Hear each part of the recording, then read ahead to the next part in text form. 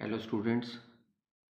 ये आपके पास नया टॉपिक है जिसकी एप्लीकेशन बहुत सारे फील्ड्स में, इलेक्ट्रोमैग्नेटिक फील्ड्स में मिलती है। इस टॉपिक का नाम है सोलेनॉइड। बच्चों, एक सोलेनॉइड क्या होती है? It is a piece of equipment which is used to generate a uniform magnetic field over a long length. तो जैसे आपको पता है यूनिफॉर्म इलेक्ट्रिक फील्ड होता है, उसी तरह से यूनिफॉर्म मैग्नेटिक फील्ड क्रिएट करने के लिए हमें इलेक्ट्रोमैग्नेटिज्म में एक चीज़ की ज़रूरत पड़ती है। उस चीज़ को हम कहते हैं सोलेनॉइड।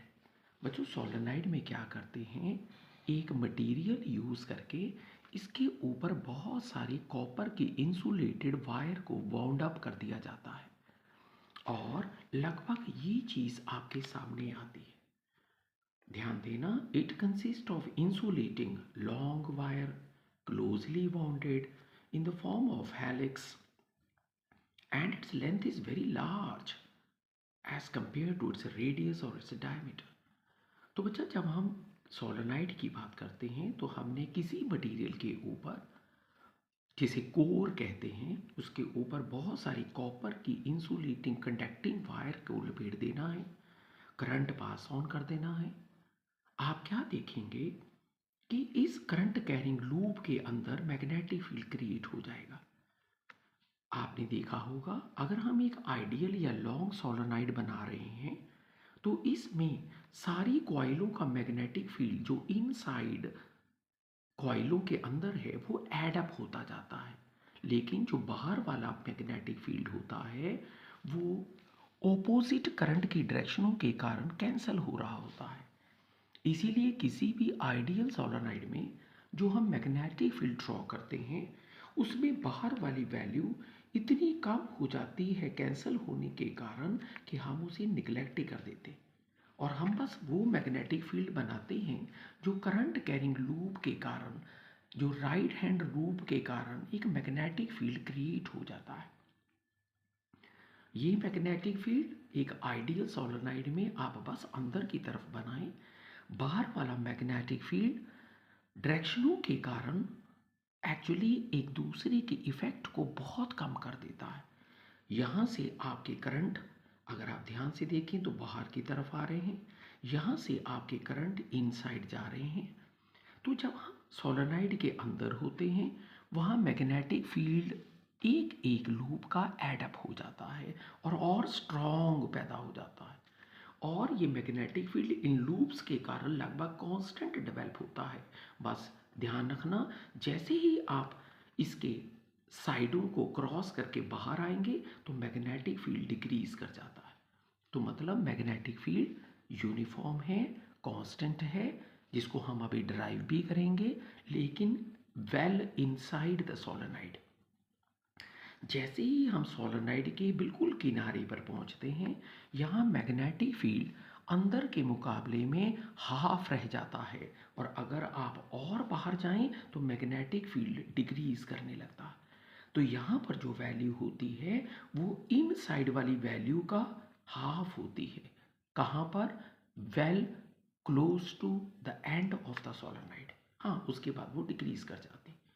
तो अगर आपको यूनिफॉर्म मैग्नेटिक फील्ड से रिलेटेड कोई भी प्रैक्टिकल करना हो तो आपको एक लॉन्ग सोलेनॉइड बनानी पड़ती है और उस लॉन्ग सोलेनॉइड में आपको मैग्नेटिक फील्ड मिल जाता है well inside and strong magnetic field वहाँ मिल जाता है।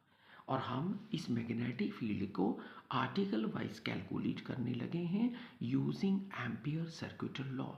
ये है आपका ampere circular law. Line integration of magnetic field intensity is permeability times the net current enclosed. हम इस मैग्नेटिक फील्ड को जो कि सोलेनॉइड के अंदर क्रिएट हुआ है उसको कैलकुलेट करेंगे एम्पियर लॉ से। अब जरा इस चीज़ को देखें, आपके सामने अब एक फिगर आ गई है जिसमें मैंने आपके सामने एक सोलेनॉइड के अंदर का सेक्शन ड्रॉ किया है जहाँ पर मैग्नेटिक फील्ड है। ये वो तारे हैं जहाँ से करंट बाहर की तरफ आ रहा है और यहाँ पर तारों में करंट अंदर की तरफ जा रहा है। ध्यान रखना, ये आपके सोलेनॉइड का इनसाइड सेक्शन है, इनसाइड सेक्शन। मैं इसमें एम्पियर लॉ लगाने लगा हूँ। एम्पियर लॉ के लिए आपको याद होगा, एक ऐसी लेंथ लेनी होती है जो मैग्नेटिक फील्ड की डायरेक्शन में है। मैंने P से Q L लेंथ ले ली है जो मैग्नेटिक फील्ड की डायरेक्शन में है। लेकिन अगर आपको लूप की कंडीशन पता है तो आपको एम्पियर लॉ किसी लूप में लगाना होता है। इसीलिए अपनी लूप कंप्लीट करने के लिए मैं यहाँ पर 3 एक्स्ट्रा लेंथ यूज़ करने लगा हूँ। 3 एक्स्ट्रा लेंथ, ध्यान देना, P से Q वो लेंथ है, लेकिन लूप बनाने के लिए मैं इसे P, Q, R और S करने लगा। बच्चों ध्यान देना, ये बहुत ज़रूरी है कि हमारा एम्पियर लॉ एक लूप में ही अप्लाई हो। दूसरी बात, आप ये भी जानते हैं कि आपको बस उसी करंट से रिलेटेड डिस्कशन करनी है जो आपकी लूप के अंदर है। और आप जानते हैं कि सारी लूप्स इसके अंदर नहीं आएंगी। जितनी लूप्स इसके अंदर आएंगी उनकी डायरेक्शन मैंने ड्रॉ कर दी है जो कि एम्पियर लॉ की है, और उतनी ही वायर्स का करंट अंदर से देखना है जिसको आप एम्पियर लॉ में अप्लाई करते हैं। आप जरा इस फिगर को समझें और देखें, मैं आपके लिए एम्पियर लॉ अप्लाई करने लगा हूँ उस क्लोज सर्किट के लिए जिसका नाम है PQRS, और मैं इसे लिखने लगा हूँ mu naught time net current enclose. लेकिन मेरे इस सर्किट में बहुत सारी तारें इंक्लोज हो गई हैं जिसको मैं नहीं जानता हूँ, लेकिन हर तार में करंट आई है। इसीलिए मैं लॉ लगाते हुए लिखूंगा म्यू नॉट टाइम NI। यहाँ पर N क्या है, ये मेरे पास नंबर ऑफ टर्न्स हैं जिनमें करंट की डायरेक्शन सेम चल रही है। अब PQRS को डिस्कस करने के लिए हम इसे अलग अलग डिस्कस कर सकते हैं। देखें, मैं आपकी इस चीज़ को जिसका नाम P.dl है पूरी लूप में लगाने की बजाय अप्लाई करने लगा हूँ अलग अलग पार्ट्स के लिए, ताकि हमें इसे इकट्ठा देखने की ज़रूरत ना पड़े। और इसके लिए आगे मैं लॉ लिख देता हूँ और मैं इसे अलग अलग अप्लाई करूँगा, PQ के लिए, QR के लिए, RS के लिए, SP के लिए। आप एक एक करके इसे समझें। मैं सबसे पहले PQ की बात कर रहा हूँ।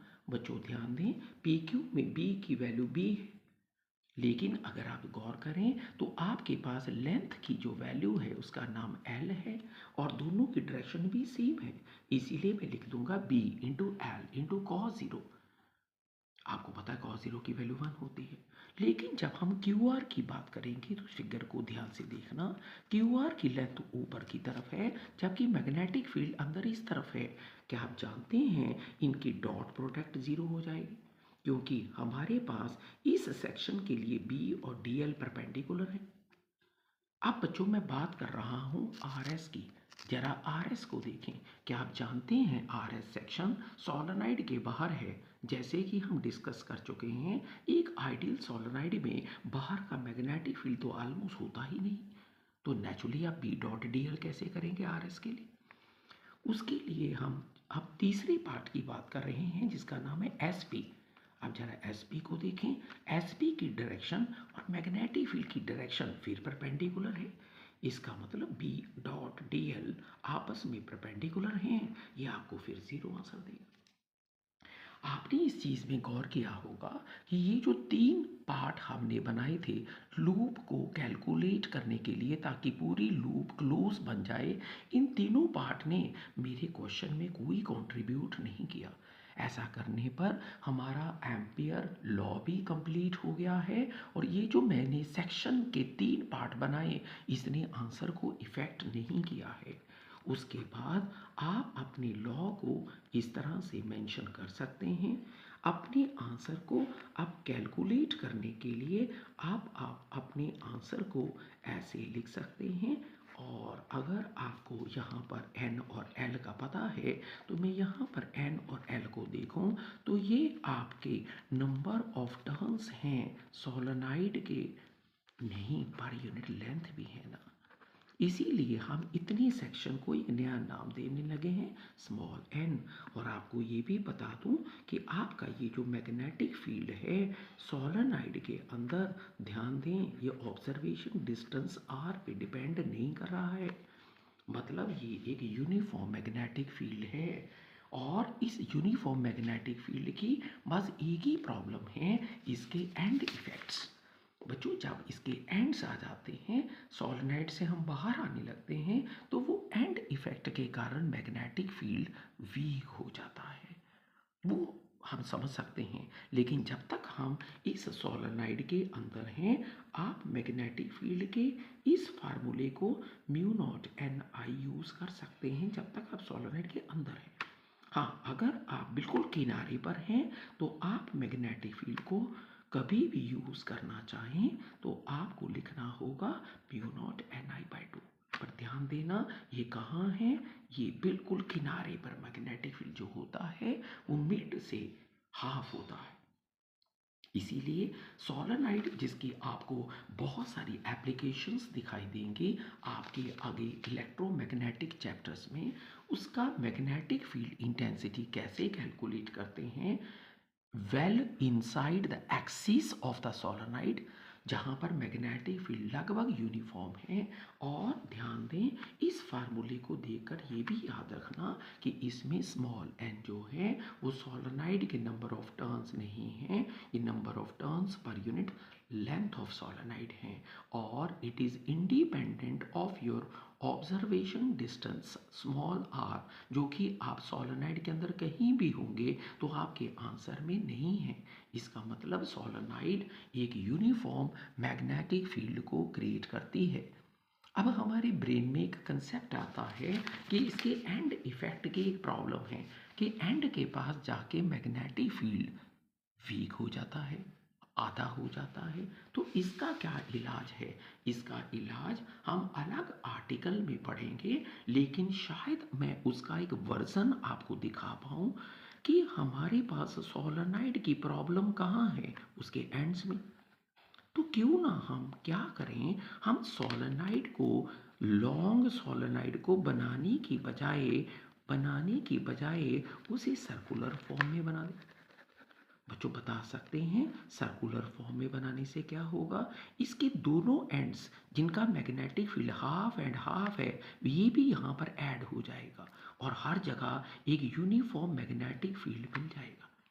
एंड इफेक्ट को ख़त्म करने के लिए जो सोलेनॉइड हम यूज़ करते हैं उसको बस गोल कर दिया जाता है, ताकि इसके एंड्स जहाँ पर magnetic field half and half है, हाफ और हाफ ऐड होंगे, तो फिर यहाँ पर वो वैल्यू पूरी आ जाती है और हर जगह सेम हो जाती है, वेल इनसाइड।